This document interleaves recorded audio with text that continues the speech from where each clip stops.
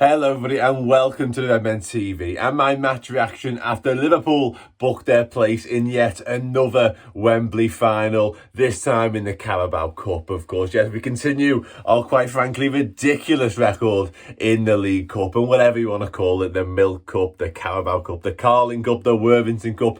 It doesn't matter, quite frankly. We're just boss at it. And yeah, it could have been more straightforward from Liverpool perspective, to be honest with you. I think the first leg obviously had to come back from 1-0 down, managed to turn that round in the second half. Curtis Jones, decent strike from him on that occasion. Good finish from Cody Gakpo as well. But the last half an hour, we could have made life a lot easier for ourselves, quite frankly. Credit to Bernd Leno in that first leg.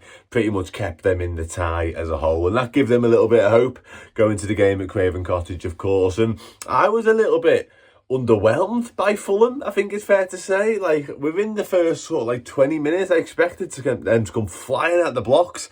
Never really happened. I thought we were good, don't get me wrong. I thought we pressed really well.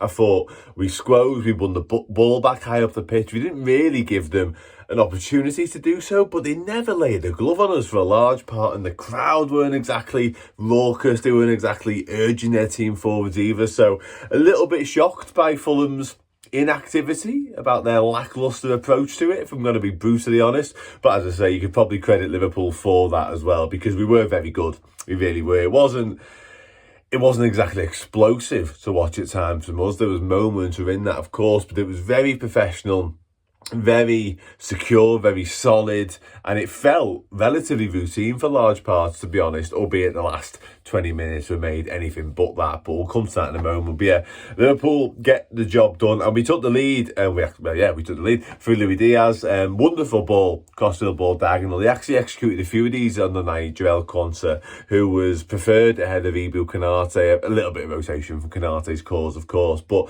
I think it's just testament to how much Jurgen Klopp trusts Joel Quansah to play him alongside Conor Bradley. Neither of them have got a wealth of experience behind them in terms of senior footy, but to trust those two up against Willian and Anthony Robinson is a huge, huge tick in the box when it comes to the trust that Klopp's got in them. And they both, to their credit, delivered. I thought Quansah especially was absolutely outstanding, and it's his pass to Luis Diaz that brings about the first goal. And it's a wonderful crossfield ball, to say, right onto the chest of Diaz, whose touch, the first touch is a joke. He literally chests it away from his man, his defender. So he just chests it on, runs onto it himself, touches out of his feet, makes a little half a yard and strikes it. He might strike it quite well, but it's hard to tell because it's pretty much blocked, and then kind of takes a deflection onto Palhinha, and it looks like it goes back into Diaz towards the bottom corner.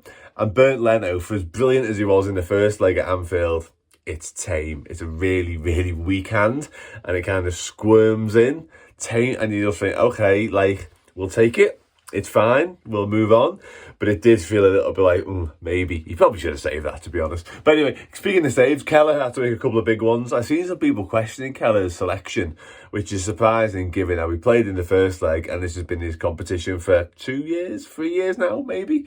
And yeah, he's a boss. Number 2 goalkeeper. He isn't Alisson Becker, because nobody is Alisson Becker, quite frankly. But he made a couple of decent saves first half as well. When Fulham did have their rare forays into Liverpool's final third, didn't happen very often. Virgil van Dijk was good in terms of shutting down a couple of big blocks from him. Won most of his headers. I felt like Raul Jimenez gave him a harder time in the first leg than this occasion. But again, that just stems back to Fulham not really sort of stretching us or testing us too much in the first sort of hour or so. Second half was much of the same. Liverpool had chances to kill it off. We had a couple of big counters, never got the pass right once or twice. Harvey Elliott had a moment whereby he felt like it was going to open up for him, and it was a pretty weak right-footed shot in the end at the legs of Bernd Leno. Liverpool, a relatively lucky escape on Kelleher's behalf, as much as I was singing his praises a moment ago. He came for a cross, never going to get there, and he duly didn't. Tosun won the header, and I think it fell to Pereira, who from a tight angle hit the post. So Liverpool got away with one a little bit of a warning sign, I think it's fair to say. But we were the ones doing the pressing. Darwin Núñez went close with a shot that sort of looked like it was in. It looked destined for the corner of the net for its entire journey until it somehow whizzed past the post, and what was a nice turn, actually. But yeah, in terms of clear-cut chances, it never really came, but it just felt like we were getting enough of the ball in enough dangerous areas to really kill the game off, and that's what it was at that point. The second goal would have absolutely killed it, and whilst Fulham weren't at it, it felt like we perhaps should have gone for it a little bit more, maybe. We made some changes. Gravenberch came off. Jota comes on, of course, Curtis Jones likewise, and it felt like those two changes in particular, especially when you're getting Jota on the pitch, he might be the guy who just kill the tie. He's done that a lot in recent times, but never came. Fulham finally sparked into life. Harry Wilson does really well, beat Conor Bradley, left him for dead a little bit, to be honest. Physical ball across the box. Issa Diop with actually a nice, neat finish at the near post, certainly for a centre-half anyway. And for that sort of 5-10 minutes, you think, okay, this is not where we expected to be, not where we wanted to be. Obviously, extra time was on the cards, because if Fulham get another one back, all of a sudden, you are going into the extra time. Just an unnecessary extra 30 minutes when you've been so in control of the game and the tie, generally, sort of after the first 45 minutes at home. And I would contest that Liverpool, from minute one, Anfield are pretty much in control of the match. Just the scoreline didn't exactly show it. But yeah, ultimately, that wasn't the case. Liverpool woke up a little bit. We became more alert. We went 5 at the back when Konate came on as well. So Klopp made for all his brilliant substitutions this season, in an attacking sense, he made a defensive one that made us just more solid, made us more calm.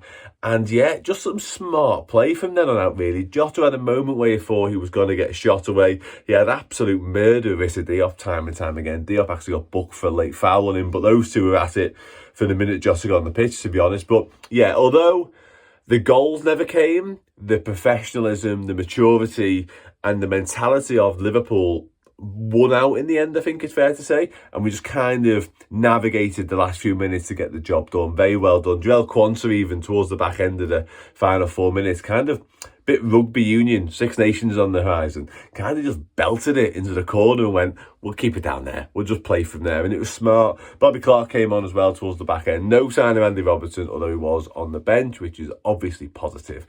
But yeah, the main positive is Liverpool are in another Wembley final, where we will face Chelsea, of course. Who else is it going to be? Domestic final? Of course, it's Liverpool-Chelsea. Yeah, boss. Honestly, boss. Happy days. Keep your eye out on everything we do, because we've got content galore as ever. We've got a little campaign coming as well. I've just seen Chris Pajak walk past me a minute ago, so I won't reveal all. But yeah, keep an eye out for that. But anyway, ultimately, job done. Wembley boxed. Up the Reds. See you soon.